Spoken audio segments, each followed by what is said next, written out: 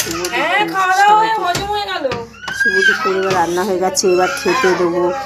কেন অনেক বেলা হয়ে গেছে, খেতে দিতে যাচ্ছি। পুজো হয়ে গেছে, কী কী রান্না করেছি আপনাদের দেখাচ্ছি, তারপরে খেতে দেবো।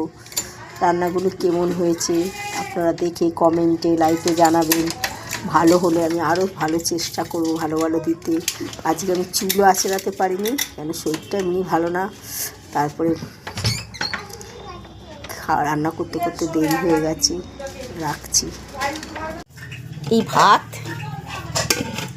আর করেছি আজকে বললাম আপনাদের বিউলির ডাল।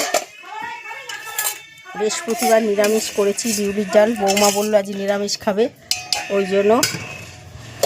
আর করেছি আলু পোস্ত, এই যে আলু পোস্ত। আর করেছি পালং শাকের চচ্চড়ি। আর বাচ্চাটার জন্য করেছি